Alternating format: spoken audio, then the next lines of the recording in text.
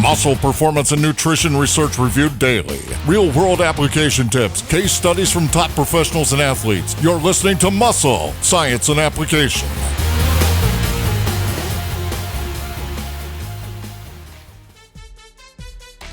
Hey guys, today's special guest is Rich Piana. Many of you know Rich as the absolutely enormous bodybuilder with Mutant Nutrition, with all the tattoos and just the freakishly big arms. While he has an incredible physique, what some of you probably don't know is the vast majority of Rich's success in life has been unrelated to his physique, but rather his creativity and solopreneur savvy. Having heard Rich interviewed before, I knew he would be an amazing guest to share this kind of insight and how we can all use the discipline learned from the fitness lifestyle to enhance all areas of our life. Originally, I had planned to air Rich's interview during one of our usual Monday Fun Day episodes, where we often discuss business and other tips relating to the industry, but during the interview, Rich dropped an absolute bomb, some news that was totally unexpected, and so I pivoted and switched gears, and you are hearing Rich's news here first on Muscle, Science, and Application as one of our Wildcard Wednesday episodes where we air either a special guest interview or review a scientific research article relating to building muscle. For those of you who may be new listeners, Muscle, Science, and Application is a daily podcast providing a mix of reviewing scientific, peer-reviewed research articles, bringing on special guests for behind-the-scenes athlete profiles and case studies on emerging theories relating to building muscle and losing fat, and then finally, periodic episodes with business tips, conference recaps, and other information that may be useful to anyone interested in growing a balanced life around their fitness and nutrition pursuits. So without any further delay, let's dive right into today's Wildcard Wednesday interview with Rich Piana. Well, thanks everyone for tuning in to another edition of Muscle, Science, and Application. I have a really special guest for you all today. His name is Rich Piana. Rich owns numerous brands that you see out there in the industry. One Day You May, Love It, Kill It, and 5%. He's also a sponsored athlete with Mutant Nutrition. He trains clients. He's an actor. He's made a lot of money in the real estate world and is going to share some great business advice with us today. He's one of the most, I guess I would say, popular people. If you've ever been to the Mr. Olympia Expo or the Arnold Classic, whatever, and you see an enormous line just like snaking around all the booths, you can probably bet it's for Rich Piana. So, Rich Piana, welcome to Muscle, Science, and Application. Oh, thanks, my man. I'm so happy to be here. I love doing interviews, love to motivate, inspire people, and, we're all in this together, working out and doing our thing. And, I love what I do. And just to correct you on the Mutant thing, me and Mutant parted ways. So Whoa. I'm actually no longer a sponsored athlete by Mutant. I'm just on my own, doing my own thing with my own stuff, and looking forward to things I got coming up in the future. Jeez, wow.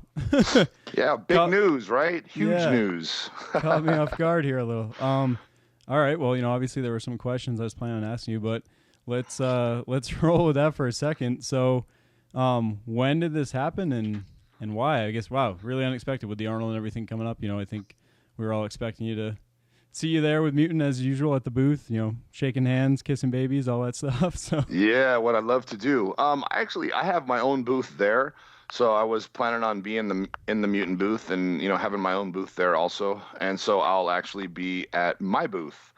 So I had Mac Truck. A lot of people know who Mac Truck is. He's going to be signing autographs at my booth and doing his thing, eating his Oreos like he does. And so I'll be joining him at my booth and having a blast. So, I'll still have a huge line and still have tons of fans to meet, but it'll be at my booth. So, everyone come check me out. Gotcha. And which booth is this now? Which brand is it? Or will be multiple? Love It, Kill It, 5%ers, One Day You May. The 5%ers is my thing. It's growing like crazy, and people don't know it's basically, 5% of the people in the world that are willing to do whatever it takes to reach their goals. Everything I do is positive, inspirational, motivational, and a lot of people, don't understand that my stuff is motivational for everybody. It's not just bodybuilding. There's so much more to life than bodybuilding. Bodybuilding should be a small part of everybody's life, including professional bodybuilders, because there's so much more out there. And, bodybuilding is a small part of my life, although I love it. I enjoy it. I've been doing it since I was 11 years old. There's still so many other things in life, that you don't want to miss out on. And as far as business ventures and financial security and stuff like that, bodybuilding is not always, the best road. So you got to have other things to fall back on and other things that keep you going because we can only bodybuild for so long. So, my stuff is, I would say Bill Gates is a 5%er. He doesn't work out. He's not buff. He doesn't have abs, but he has the mentality to do whatever it takes to accomplish his goals. And, being a billionaire, he's still not happy. He's still trying to accomplish more.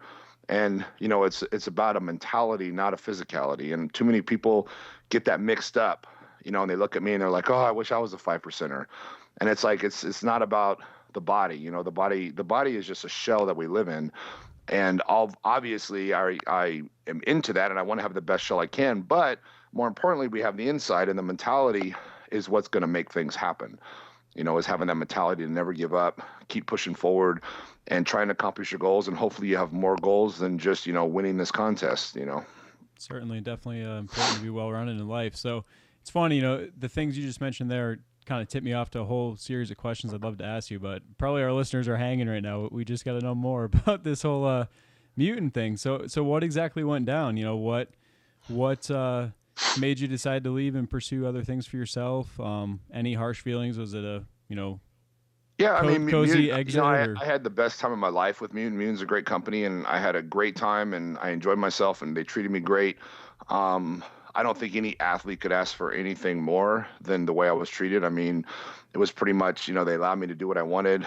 I got to, throw in my ideas and this and that. And so it was incredible. I learned a lot. And, as we all know, we're constantly trying to move on to bigger and better things and trying to improve ourselves in every area.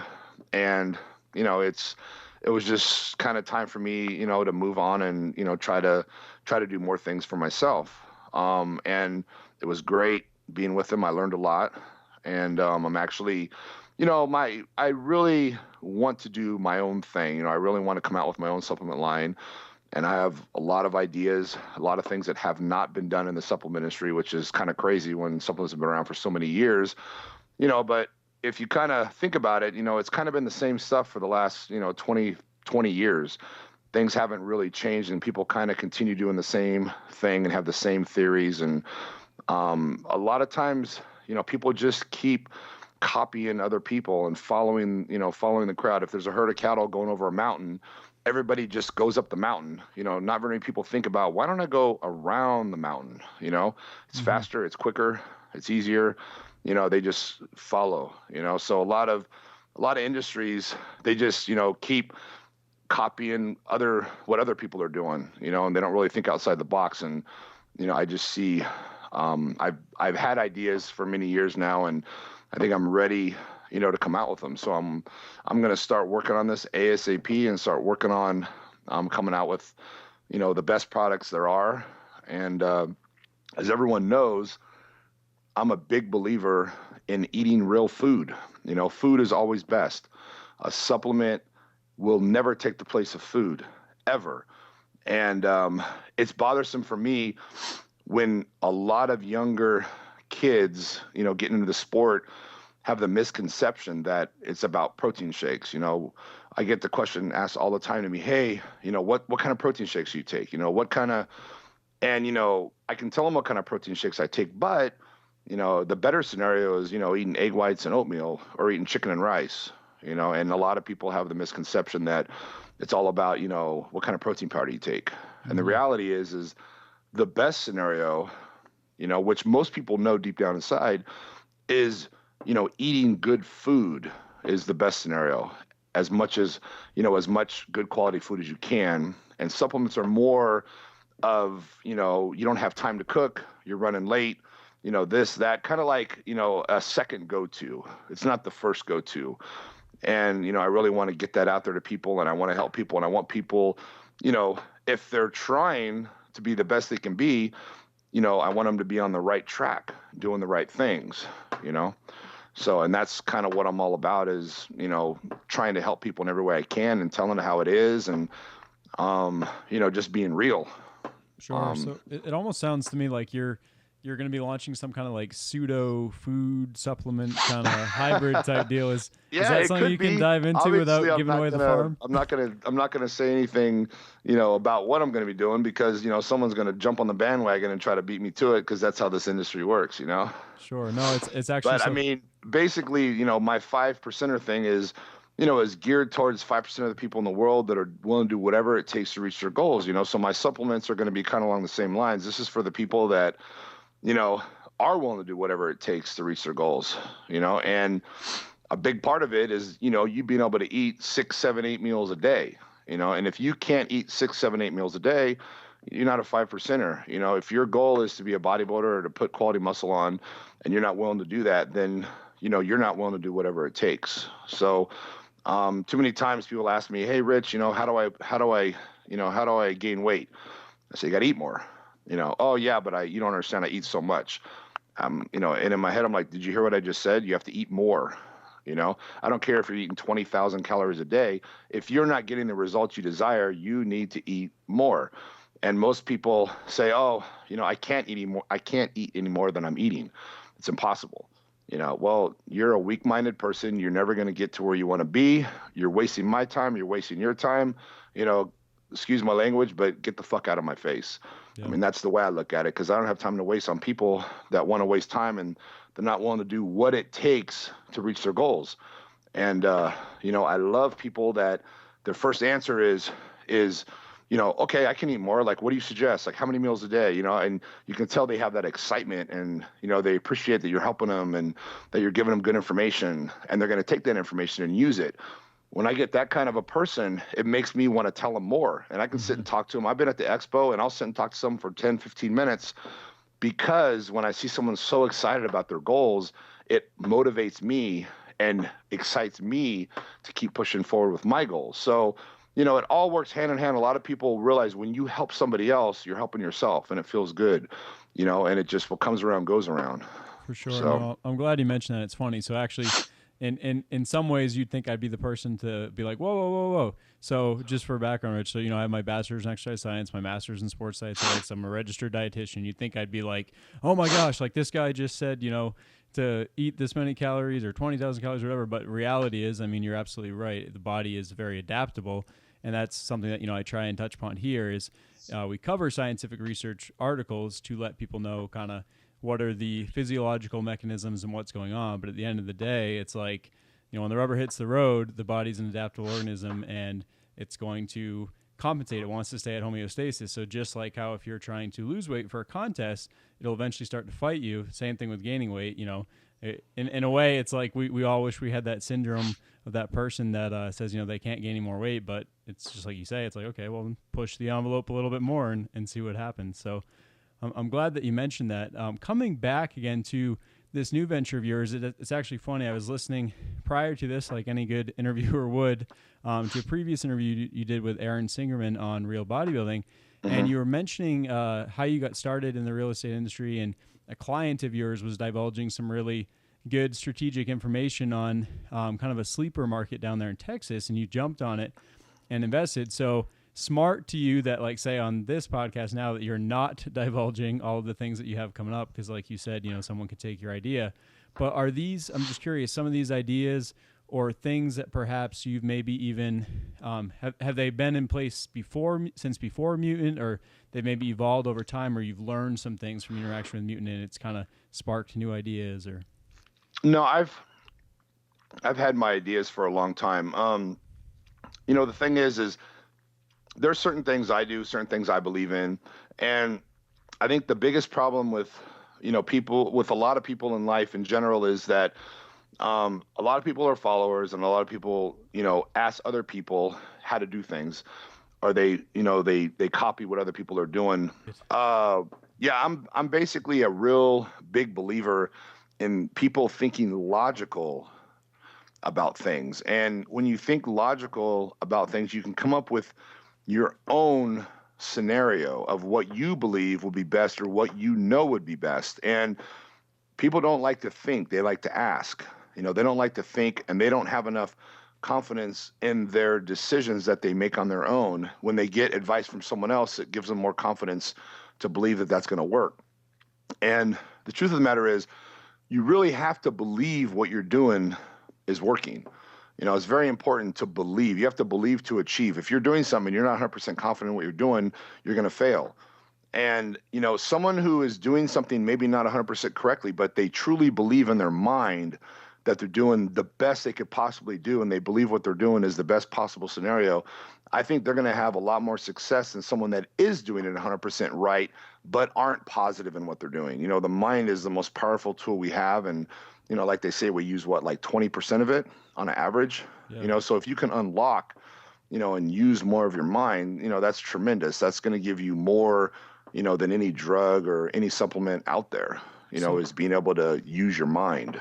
So someone might ask, Rich, so if these are ideas that you had prior to Mm-hmm. your interactions with Mutant, why not have acted on them sooner? Why go through that and then ultimately branch away? Well, the thing is, I have a lot of ideas in a lot of different areas, and I was somewhat out of the bodybuilding world, when when I did get connected with Mutant, and so I was kind of brought back in. So I was working on, other things. I had other things going on in my life and working on other businesses. And so it wasn't a priority. I might have, 5 business ideas, but, I'm going to break it down to the one I think will be the most successful, or, the one that fits in, my life the best, or seems like the better choice. So, I went other directions. Being involved back in the industry, I've learned a lot, and obviously my popularity has grown thanks to Mutant. My popularity has grown, so therefore I have a much better outlet with this business than I had 4 years ago, because my popularity wasn't as much. So, I had the ideas, but, marketing is everything, and it's like, I want to come out with a product that is, really good. I don't want to come out with the same product everybody else has. And basically it's, if you're a fan of Jay Cutler, you're going to take Jay Cutler's product. If you're a fan of Phil Heath, you're going to take Phil Heath's product. If you're a fan of, Dennis Wolf, you're going to take Dennis Wolf's product. It's basically, we have all the same products, but you're going to go with whoever you're a fan of. I mean, that's pretty much what it boils down to. Sure. And I don't want to have a product that's the same as everybody else's, that Rich Piana fans just buy it because it's Rich Piana's product. I want to have truly a product that separates itself from all other products. So people aren't just buying it, because it's a Rich Piana product. They're buying it because it truly is something new, innovative, and, definitely something that's never been done before, and makes logical sense when I introduce it and introduce it and explain it. People are going to be blown away. They're going to be like, wow. Very cool. So that's my goal. And, now having, being as popular as I am, it's going to help in getting the product out there. If people don't know about your product, they're not going to buy it. And marketing's everything. So you could have the best product in the world. If nobody knows about it, it's not going to sell. Sure. You could have the worst product in the world, have an incredible marketing team, and it could have the most popular product in the world. I've seen companies come out with things, and I'm like, wow, this is unbelievable that they think this is going to sell. Like, how could they even think this? And then next thing you know, it's huge. And I'm like, this is crazy. It's kind of like TV nowadays. You watch a TV commercial for a new show, and you're like, are you kidding me? Like, who in the hell would watch this show? Mm-hmm. Next thing you know, it's the #1 rated show, and you're like, is this real? Like, sure. No, it's is this what society's turned into? Like, people really are watching this garbage, and it's I guess it's marketing, I guess it's advertising, I guess it's hyping it up, and people watch it. It blows my mind. Sure. No, I think you touched upon some really good points. It's actually funny points that I was just talking about in yesterday's episode, and basically just this idea of, one, it's like, don't be intimidated by other people in the market space just because someone else is doing it. If you haven't heard of it, clearly they're not marketing right or not doing something right, and that's an area that you can capitalize on. Or in the case of what you're doing, where it's basically like, you can either be the best or you can be first, and if you're first, by default, you're best. So it sounds like you're planning on doing both, so that's really cool. So hats off to you. Um, with that, are you able to? We'll jump into other topics, but are you able to divulge any further details? Anything you want to share? Maybe a brand who you're involved with, or anything, or is that about as much as you Yeah, can share right the now? amazing thing is I'm involved. I'm going to be involved all by myself. Nice. I have yeah, I have no partners. I have no one involved. So it's all me. I'll be making all of the decisions. I have some people that I'm going to get in touch with to help me in the formulations of the products because obviously I know a lot, but you know what? There's people out there that know more or know just or can contribute good information. And I just want to do whatever I can and come up with the best possible scenario. So there are people that I've done some research and are people out there that I want to be involved, but in no way, shape, or form is anyone going to have a percentage. It's going to be simply how much will you charge me to work with me on this, and I will pay you for your work, and then we are done. You're gonna have a stack I don't want of any partners. I don't want 1099s. any kind of drama, any kind of this. It's going to be my thing, and I have the funds to get it started, and we'll see what happens. I'm very excited. Awesome. No, it's super exciting. Can't wait to see what happens, and particularly, I guess, as a spinoff of clearly, you've proven that you can launch successful brands in the past, and so let's move to that. This, you have One Day You May, Love It, Kill It, 5%. You train clients. You're an actor. You were formerly with Mutant now. Done a lot of different things. So I guess how do you balance it all? How do you pick what you want to have your hand in, and at what point does it become okay, so real estate is the most lucrative, but maybe I really enjoy my own brand, and real estate is not the true Rich Piana or whatever. And how do you balance that and make your decision on what you do or don't get involved in? Well, some new news is I don't no longer train people. Gotcha. So we got another one to drop on you. The reason for that is I just don't have time for it, and financially, it doesn't make sense for me to spend as much time as I would spend training people. I was charging $200 an hour, so I was making pretty decent money doing it, but it's still isn't lucrative compared to other things I could be involved with. So I stopped training people, no longer do that, and it's given me a lot more time in the day, to work on other things.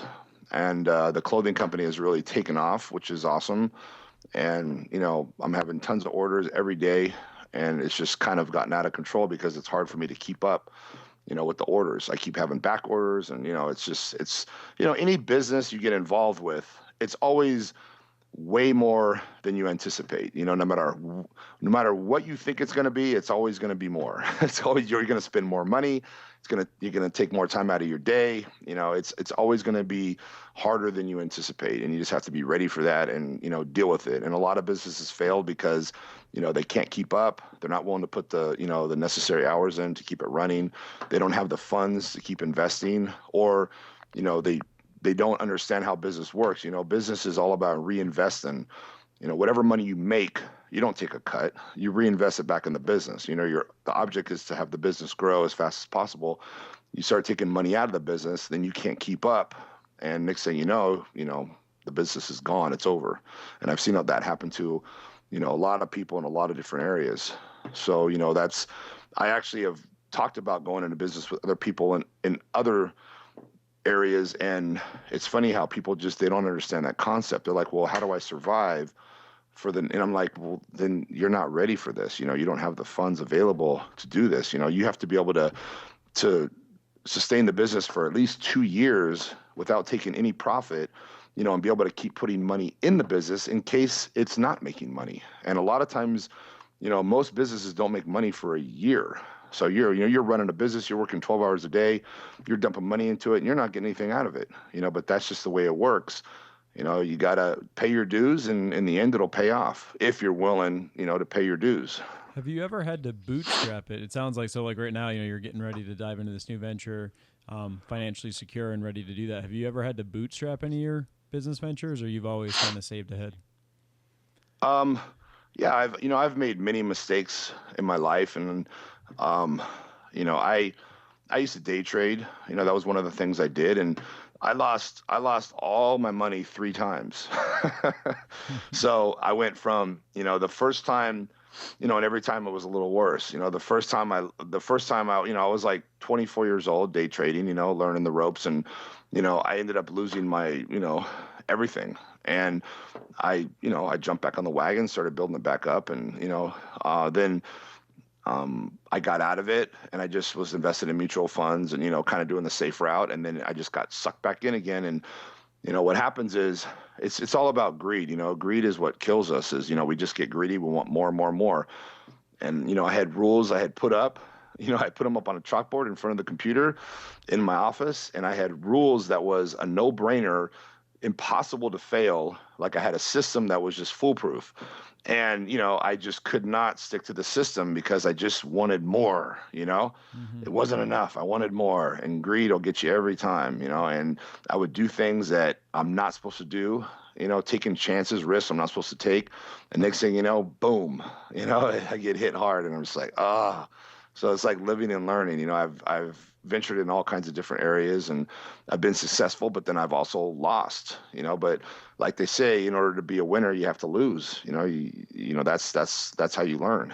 That's exactly what I was just going to ask you. How about also this ability to kind of roll the dice, if you will? So I find a skill, I guess, if you will, or ability to kind of turn a blind eye. I found with a lot of successful entrepreneurs is that ability to see something and just all in, go after it, even when like it's not like you haven't thought about it, but you know what I mean? It's a little more of a irrational, spur of the moment, capitalizing when the opportunity's hot. Almost sounds to me reminiscent of like when you bought up all that real estate when the opportunity became available. It sounds like you just flew down immediately and got it done, and it paid off. Yeah, Do you think that's a necessary trait? Yeah, I'm honestly not a real big risk taker. There are people that, they will risk everything, to make whatever. I'm not one of those people. Obviously you have to take risks to get ahead. I would never want to be that 9 to 5 person that just lives my entire life working a 9 to 5 and just be happy with a modest lifestyle. Being secure. A lot of people, that's all they want. They just want a secure lifestyle, own a house, and be able to retire, and that makes them happy, and I just believe that we should always be pushing, to achieve more, to become more, and sitting at a job, the same job for 30 years is not something I would ever choose to do. If I was at a job, I'd be trying to find a better job, Mm-hmm. and then trying to find a better job, and working my way up. And the problem is in this society, we are taught to go to college and get a job. That's what we're taught. That's the way, if you become a doctor or a lawyer, you're successful, but most of the time you still have a boss, you still have someone, telling you what to do, and you still have a schedule you have to stick to. So it's not much different than working at McDonald's. I mean, it's just you're making more money, but you're still in the same exact situation.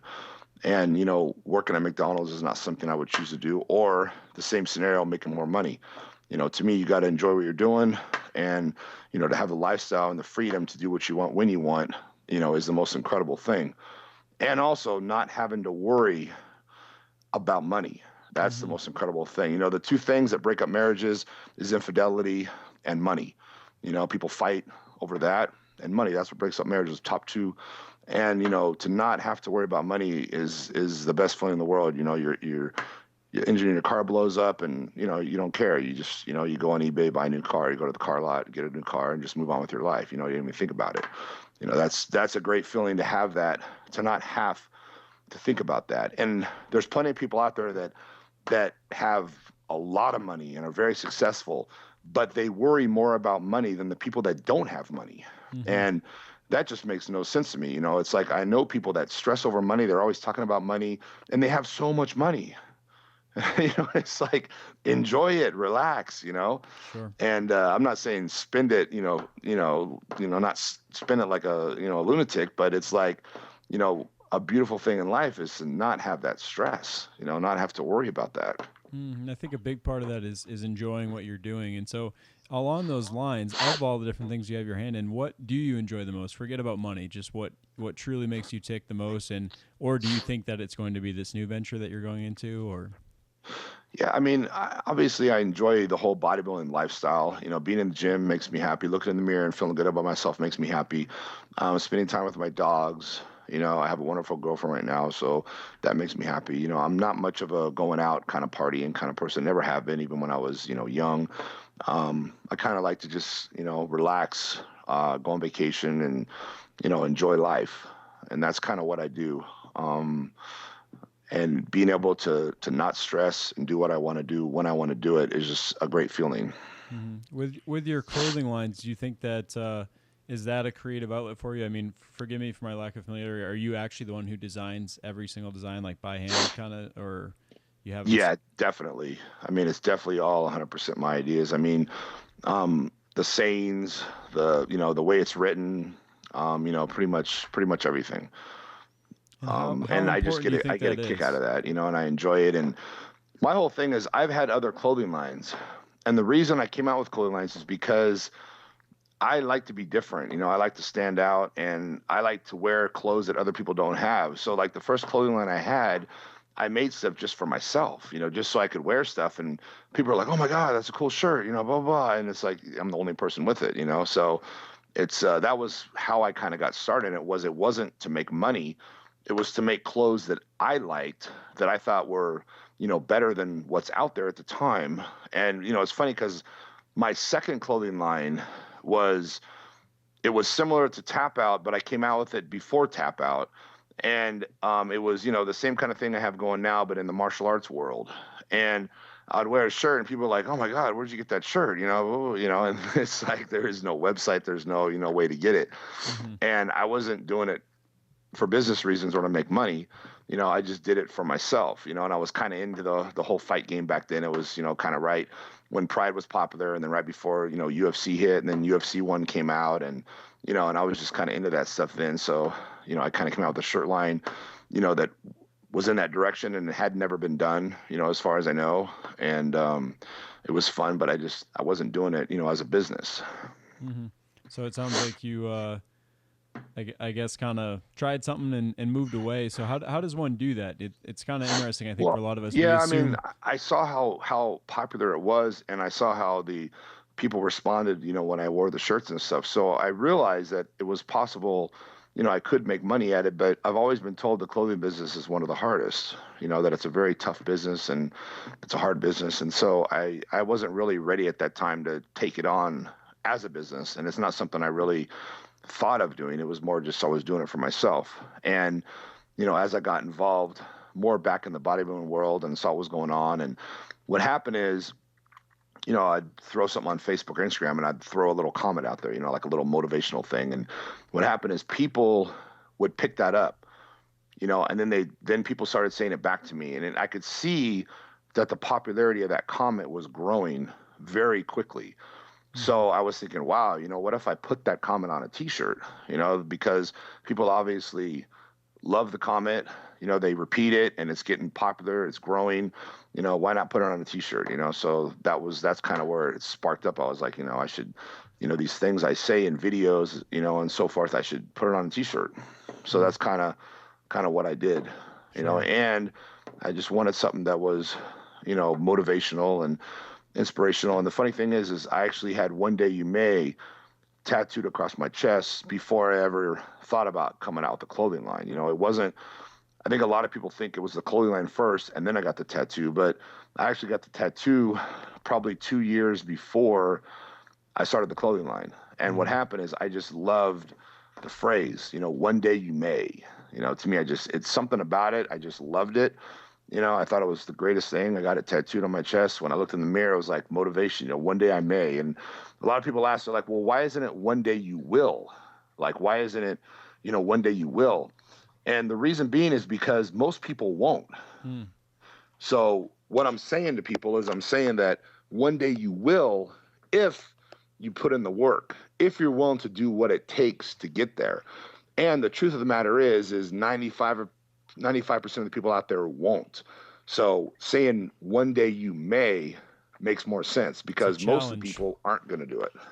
Yeah, no, it creates And a so that's challenge. motivation of, "One day I may" is telling me you better get out there and, start busting your ass, going forward and never stop. Don't miss a day. One day miss is the day you can't get back, so it's, for me, it was very motivational for me to get up in the morning, look in the mirror and see that one day you may, it was like, boom, what do I got to do today? Blah, blah, blah. It just keeps me on point. And then, when I started thinking about the t-shirts and stuff, that was like, it's a no-brainer. I like it so much. I think other people are going to like it. It sounds to me like you're a true solopreneur, as they would say. You really, you're unemployable. You couldn't work for anyone else. You gotta be doing your thing, and that's cool. Yeah, my mind works like that. And, I love people that have the same mentality. They say there's three kinds of people. There's people that talk about people, and there's people that talk about things, and there's people that talk about ideas. And people that just sit and gossip about other people. They talk about TV, they talk about this person. Oh, did you hear so-and-so, blah, blah, blah, blah. And basically it's just a waste. It's a waste of time, a waste of breath, a waste of energy. It's not getting anywhere. It's not doing anything for you. And then people that talk about things, they just talk about things, and their brain isn't really being stimulated. They're not really acquiring anything. And, I'm not saying that 24 hours a day you're talking about ideas, but I'm just saying that I love to sit down with someone who I can sit and start talking about, I thought about this idea, blah, blah, blah. And they're like, oh my God, that's a great idea. What if you did this? And I'm like, oh yeah, that'd be great. And then what if you did this too? And they're like, oh yeah. And then this and then that. And next thing we've been talking for 3 hours and we came up with all these incredible, little ideas and, brainstorming. And that gets me excited, to talk about that kind of stuff. And, to sit and listen to someone, when I used to train people, I'll be sitting there training someone, they start talking about other people in the gym around us and, oh God, look at that guy, look what he's wearing, look at those shoes, and look at that girl, she thinks she's it. And I'm just like, oh my God, you're killing me right now, Who cares about the people around you, You think about your triceps, you're doing triceps right now. Don't think about these people. These people are meaningless. They mean nothing to you. You're wasting your breath talking about them. You're wasting my time, and you're draining energy out of me, and you're being negative, they're paying me, so, I can't say shut the fuck up. Sometimes I do, but most of the time I don't because I'm getting paid by them. So, I let them talk and, I just kind of tune them out. But, it would drive me out of my mind. Sure. No, I love the chat ideas too. Wow, we should totally meet up at the Arnold and get a big bodybuilding meal and talk ideas. Hey, you know what? We might come up with a business idea, and next thing you know, we'll be announcing it. Yes, sir. Nice. Right? Yes, sir. So all these things you're talking about, I love that you talked about how, the one day you may was tattooed on your chest before anything. And then I've heard your story, about where the tattoos started from and all these different things. And so I know that it's the true you and these things started prior to your involvement with Mutant, but I think a lot of people probably didn't see that. And so, I think there's a lot of these people that have this notion in their head, like, he's with Mutant, and then he gets the tattoos and he has the dogs and he has the cars and he, all this stuff, and it's all just this stereotypical, like macho man image, and that's not really him, or he's just selling out, or all these things that people will make up to hate on someone that's been successful. And so I'd love if you dive into that a little more, like why you do some of those things and how you do keep the integrity to your image and what's true to you and all those things. Yeah, I mean, the thing is I always had everything I do now. I've always wanted to do, and I've done. And the most important thing is in life is to not give a shit what other people think. That's the most important thing. And to have that kind of an attitude or mentality is rare. People are always concerned about what other people think, always, no matter who they are. And, it really doesn't matter what other people think. It really doesn't matter. And if you can have that kind of a mentality, you'll get so much further and be so much happier in life. And, to me, it's, I've had straight friends, I've had gay friends, and I've had them say things like make fun of, let's say a gay guy who talks feminine, acts flamboyant, and has, girly, mannerisms, and they'll be like, oh God, that's just, how could he be that way? And it's just so this and so that. And you know what I do? And I look at him, I say, you know what? I said, that guy is not afraid to be who the hell he is. He doesn't give a shit about what anybody thinks. And so I respect him hugely because he will go out and just be who he is and not give a fuck about what anyone thinks. Mm-hmm. And most of the people saying that are the people that are doing things to impress other people because they're so insecure. Everything they're doing is about impressing other people. And it's like, you might be this and that and this, but you know what? I have more respect for that guy because he doesn't care. He's being whoever he is supposed to be is who he's being. He's real. He's the real deal. So, I have so much respect for someone like that, and it doesn't matter, what they're doing. If they're being themselves, they're not afraid to be who they are. I respect that greatly.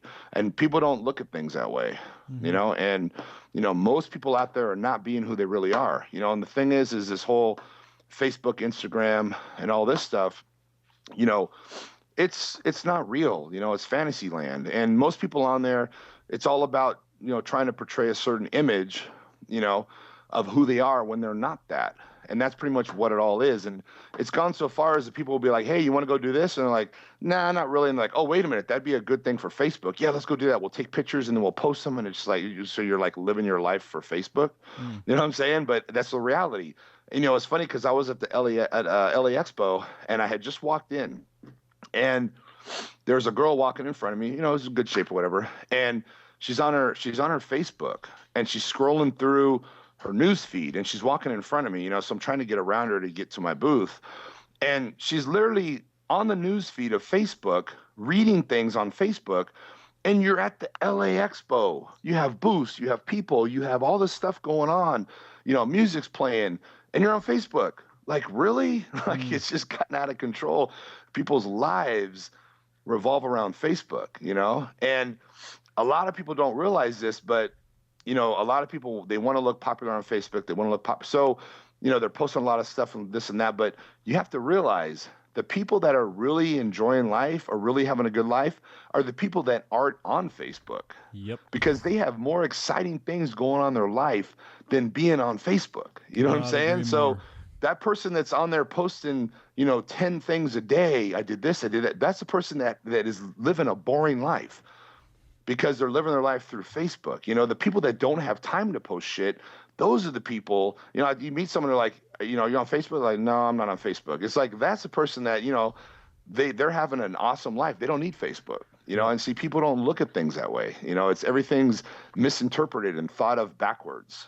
And I love that because that's the person that would be considered the outcast, right? Because they're not on Facebook. Exactly. That and they're not. They're actually the person that has a goddamn life. That should I'm be sorry. the red. That should I'm be honest. the. I tell it how it is.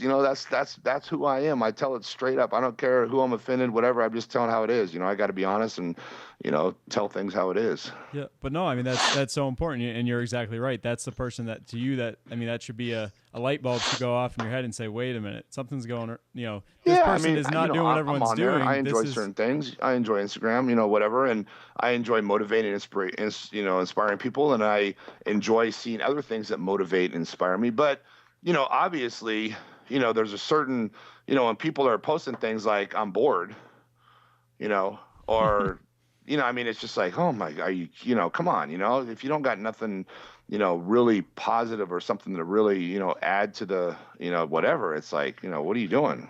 Sure. You don't want to portray that kind of a, it's like, come on. Exactly. But, I don't mean to talk negatively about people and what they're doing because I'm on Facebook, on my Instagram, and I'm posting stuff, and everything. But I'm just saying that, I'm posting like maybe one thing a day, and I spend, maybe, I don't know, 10, 15 minutes, looking at things maybe my friends are doing or, whatever, or people I admire and so forth. But that's about it. Sure. No, I love what you said. It's that when you see someone that's going against the grain, that's when you should be like, wait, I need to, tune in and learn more about this person. Like you said, it's the people that are not on Facebook that you should be gravitating to. And in that same light, I've heard you talk before about how, people will hate and get jealous on people that have made money or have, money and these things. And you're like, instead, it should be like, what can I learn from this person so that I can achieve that for myself? Yes. So talk a little bit about that. All of these things, again, that you've said are the true you, and people will hate on and say like, oh, he's just putting on a front because he's, got his tattoos and his dogs and whatever. Like, again, how you factor this all into the brand that is Rich Piana and doing you. Yeah. I've been getting tattoos for, 15 years. It's been a slow process over time. It's not something I just, did in the last couple of years. I've been getting them. I got my first one when I was 18, and then I didn't get anything for a while. And then I decided I got some bronze tattoos so that when I competed, I could put the Pro 10 on and hide the tattoos. So I had all my tattoos were in bronze. I had flames. I had the spider webs on the elbows. I had the tribal on my shoulders. And that was all done in bronze. And it took us like 3 hours to get the right color. And I basically brought, the pro tan to the tattoo shop, and I said, this is the color we need to do. So then it looked kind of like, it was similar to, a black person's skin getting a black tattoo. It just was it was kind of like shaded, so you could see it, but you couldn't really see it. And it actually looked really cool. And I had that for probably about 3 years. And eventually I was just bored with it, wanted to do something different. And so, I went ahead and just took the plunge and turned them black. Gotcha. So with all the things that you're involved in, and it sounds like you got big things coming in the future, how do you, when is it enough, or is it never enough? And I like that mentality. I think, we should always be striving for something better, trying something new, the flavor of the day, and so what are your thoughts on that? Yeah. I mean, we should always be trying, to be better at every aspect in life. I mean, are you a good husband? Are you a good wife? Are you a good son? Are you a good, whatever it could be. There's a million things in life that we are. I think we should constantly be trying to be better in every area. And, as far as physique wise, my opinion is I have continued to get better. Some people will argue that because they have, more of the mentality of the bodybuilder physique. And, the funny thing is the whole time I was competing as a bodybuilder, I wasn't necessarily happy with the way my body looked. I was trying to appease the judges, and I was trying to make my body the way they wanted it to be so I could win the $5 trophy. And it took me a while to realize that, I need to develop my body the way I want it to be, not the way these judges that are sitting behind a table that a lot of them don't even work out themselves are telling me how my body should be. I'm living in my skin. I'm living in my body. I should be completely happy with the way it looks. So when I stopped competing, I had the ideal physique in my head, what I wanted to look like. And what people don't understand is there is no standard of what an ideal physique is. Everybody has a different opinion. So you can look at someone's physique and say, oh yeah, this and that, and he should do this. And they don't understand that all that matters is that he's happy and he looks the way he wants to look. That's the most important. Everyone goes by bodybuilding standards. You should have 34-inch thighs. Oh, your legs aren't big. And it's like, not everybody wants 34-inch thighs. Not everybody wants to have their legs rub when they walk. So not everybody need a wants. Sponsor with Johnson & Johnson for baby powder. Yeah, I was putting baby powder between my legs for years, still having a rash. And plus, there's something between our legs that needs room to hang, you know what I'm saying? Sure. And there is nowhere for it to hang when your adductors are touching. Yep. And it's uncomfortable. And, for me, I didn't like it. I couldn't wear any jeans. They didn't fit right. They didn't look right. I had to buy a size way too big. And, it was a nightmare. And I wasn't happy, and so people have to realize that you have to look the way you want to look. There is no standard to, how your physique should look. It's however you want it to look. Some guys like skinny girls, some guys like voluptuous girls, some guys like muscular girls, and not one's better than the other. Some guys are into, obese women, and hey, there's nothing wrong with that. If that's what turns you on, that's great. As long as you are doing what you want and you're enjoying your life, that's all that matters. If you see a guy walking, with a woman that's out of shape, hey, who cares? He is happy. That's all that matters. He's happy. He's with the person he wants. He's with the person he loves. He's with the person he's attracted to. And that's all that matters, and we all are different. We have different opinions. And it's funny because there's just in the bodybuilding world, especially, there's this, where, there's everyone has to be the same, everyone has to be this certain, it's like, it just doesn't make any sense. It's like, no, we can work out and we can develop bodies, and it's good when people have different bodies. Mm-hmm. Sometimes you go to a contest and it's like a lot of these guys or girls go to a bikini show, for instance, watch a bikini class. You watch, 50 girls in the same class, and it's like, okay, I have no idea. Like, these girls all look the same to me. Like, I don't see any difference. There's no way I could pick out top 5 out of these 50. Like, there's no way in the world. These girls all look identical, mm-hmm. And, for me, if I would like to see one girl come out with, huge ass and tits and a small waist, and they're a little thinner than this girl's, it's like, that's what I say is, variety, everyone looking the way they want to look.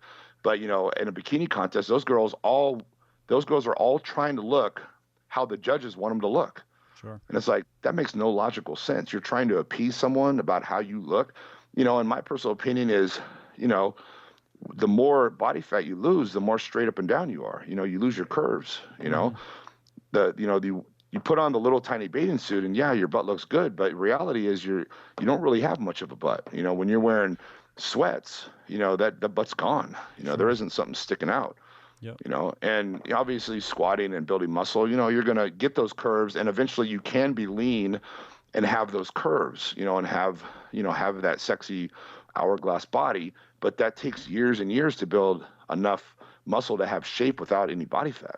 Sure. No, and So, to any of our listeners, it's funny. So again, with the mix of content that we provide on the show, both science, both application tips in regards to training nutrition, and then as well as lifestyle and business tips. And some of you may be wondering, I typically tend to be very familiar with the natural bodybuilding prep coaches, and I cover for Inside Natural Bodybuilding things. And so some people may wonder, kind of broadening our horizons and the variety of people we bring on. And one of the things I really admire about Rich, and I think you're all hearing that here, is just he's kind of a non-conformist in a good way. You know what I mean? He goes against the grain and does what he wants, and ultimately what's going to make him happy. And people respect that and like that. And so something else I want to get insight from you on, Rich, is this idea that, again, you strive so hard for this physique that's maybe not true to you. And I mean, that's something I can relate to. I'll be honest with you, from about age 15 to 27, where I am now, I spent 12 years living my life thinking that competing in natural bodybuilding shows and earning my natural pro card was going to be like the most important thing to me. And I just did a string of four shows in 5 weeks in October and November. And it was an amazing experience, like life-changing for so many other reasons, though, because it just kind of brought everything full circle and made me realize that it just really wasn't that important. It wasn't as important as I thought it was going to be. And I know you have some awesome insights on that. So I'd love for you to share this idea of so many people where it's like they go about it the wrong way and they could be achieving so much more in the bodybuilding and fitness industry, and instead they're just stuck on competing. yeah, I mean, it's great that you came to that conclusion as early as you did, because normally that doesn't happen. What's really hard is that when I was 12, 13 years old, I was working out and, I was going to be a bodybuilder. I started working out at 11. I started competing at 15. And, I look back and I can remember looking at the muscle magazines and I would see a bodybuilder, flexing, and he'd have two hot girls next to him holding onto his biceps, and he'd be in front of a really fancy car. And in my, as a kid, I'm like, wow, that's what I want to be. He has muscles, he's got two hot chicks, and, he's got a nice sports car. Like, that's, where I grew up and where I came from. That would you didn't see that. You didn't see nice cars. You didn't see girls beautiful like that. And you didn't see guys built like that. So, to me, that was just like, that's the ultimate. But the thing is, it's misleading because, after the photo shoot, the guy left and those weren't his girls and that car wasn't his car, Sure. And, he drove his Volkswagen back to his 1-bedroom studio apartment that he shared with another bodybuilder, Mm-hmm. And it's misleading because you don't know that information. And obviously there's a lot more money to be made in the sport now than there was 20 years ago, which is great. Bodybuilders are making a lot of money. Back in those days, it really wasn't that profitable. Guys like Lee Haney, Mr. Olympia, however many times, he didn't make anywhere near, or even Dorian Yates, what Jay Cutler is making or Phil Heath is making, Sure. So the potential is far greater. But the thing is these guys are working and they're doing other things than just competing. They're smart, they're businessmen, and they're coming out with products, and they're working. They're not just competing in a show and hoping to win first place, and then getting the prize money, having an endorsement contract, and then training for the next show. And a lot of people, the mentality is it's all about the trophy. If I get the trophy, I'm going to make the money. And it's really not like that. It's really, you got to be smart. You got to know how to market yourself. And you also, have to have a business sense, and you have to, come up with ideas and ways to make money and to use your image to make money. And a lot of guys just sit back and they just train for a show, and they're not thinking about other ways to make money other than endorsement contract and prize money. Mm-hmm. Because let's face it, most people don't get prize money. It just doesn't happen. There's 30 guys in a show, 5 guys are going to get money. The other 25 aren't. So the chances are it's greater to be that 25 than those 5. So you have to have other things going on. In your endorsement contract, if you don't have that top 5 place in your endorsement contract's not that much. And, we all know bodybuilding is the most underpaid sport there is. The athletes are not paid like, other sports. We all know that. So it's gotten better, which is great. It's going to continue to get better. I believe it's going to keep getting better. And what's great now is I think people are starting to be recognized more for their, I mean, let's face it. The reason a supplement company hires an athlete is to sell their product. It's all about selling product. That's what's making the company money. So the athlete that can sell the product the best is going to be the athlete they hire. So just because you won this show or won that show, that doesn't necessarily mean you have the capabilities required to sell products. Your image is great and you winning that show is great, but there's other aspects, as far as talking to the public, how you are at the expos, how people, what they think of you, your personality, your charisma, your ability to sell the product. There's a lot of things involved, and people don't think about that. All they think about is, I need to place this in that show and I'll get a contract. And people tell me like, Rich, how do you get a contract? Like what's the best, and it's like, well, you have to sell yourself. You have to have something to offer, What do you have to offer? Well, I'm getting ready for this show and I think I'm going to do good. And I'm like, okay, you're not offering anything. That's what everybody's doing. Everyone's getting ready for that show. Who cares? Even if you win, who cares? You won the show. So what? What else do you have to offer? Do you have anything else? You need to, the someone comes out here is starting to realize that, there's people out there that can sell the product that aren't necessarily winning the shows, and it's great because it's opening up doors for people. And you see there's guys out there that have never even competed in a bodybuilding contest right now that are making money in bodybuilding because they found a niche, they have marketing ability, they're smart, they found some kind of way to market themselves that, people love.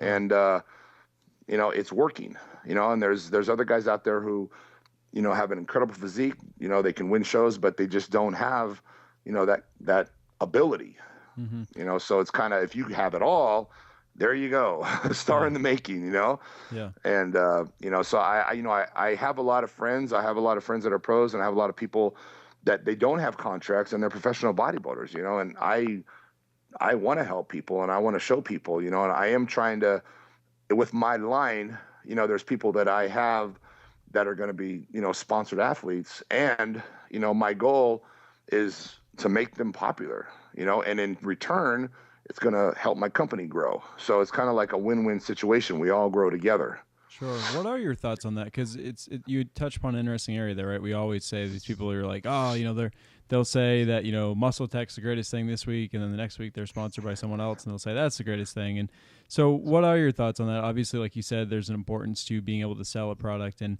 offer something to these companies, but doing what you're doing now, branching away and being able to take that full control and do it the way you want to, how are you going to balance that where you want people that truly believe in your products and that aren't just people that jump, side to side and stuff, but at the same point, obviously you want people that can sell. So how do you balance that all? Well, the thing is that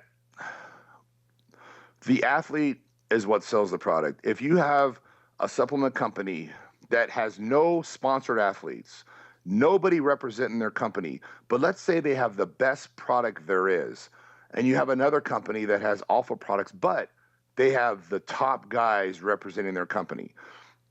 The company that has the crappy product is going to be the one selling all the products and is going to be the successful company. And the company that truly is the best and has the best supplements is not going to sell their product because people go on what the athletes say, what the athletes look like. They don't go on the product itself. So my product is going to be about the product. And when I launch it and when I talk about it, I'm going to be talking about the product. I'm not going to be talking about, I'm not going to, it's not going to be me selling the product by how I look or what I do. It's going to be explaining why the product is better. And it's going to be logical to where anyone's going to be like, oh my God, like this is genius. This is incredible. Mm-hmm. That's what it's going to be. The product is going to be the seller. But I have to be the person that introduces the product because, people are I have fans. So people are going to want to be curious about my product. So, but the product is going to sell itself. Sure. So I'm curious. And that's the important thing is that we all know that when you buy a whey protein, I mean, they're all the same. It's all the same stuff. We all know that. It's all the same. If you check this whey protein, that whey protein, like people say, what's the best whey protein? Go in a supplement store, close your eyes, and fucking pick one out. It's all the same shit. I mean, it's all the same. Everybody knows that. It's not, this one's the best and this one's crappy. And, it basically boils down to it's pretty much the same. It's not, one's not going to make you Mr. Olympia, and the other one's, you're not going to ever place in a show. It doesn't work that way. Correct. So it's, for me, it's going to be about having, good quality products that, represent themselves. I like it. So I'm curious, Rich, that leads me to my next question. Is this the happiest time of your life right now? When have you been the happiest, or is it yet to come? And touch on that in relation to competing versus doing other things outside of competing. Wow, that's a really, really tough question, because I have to say I've had an incredible life. And there you have it, part 1 of my interview with Rich Piana. Our conversation lasted for over 2 hours, and so I have saved the rest to be aired in a future episode here on Muscle, Science, and Application. Make sure to subscribe to the podcast on iTunes if you have an iOS device, Stitcher Radio if you're running Android, and we can even be listened to on Windows Phone. A new episode airs every morning, 7 days a week, and so this way you'll be sure not to miss an episode. If you're looking for more information on Rich, you can look him up on Facebook, check his Twitter feed, which is @BigRichPiana, or if you're looking to check out some of Rich's awesome apparel, you can go to onedayoumay.com. That's the number 1, DAYUMAY.com, or rich-piana.com/loveitKillit.html.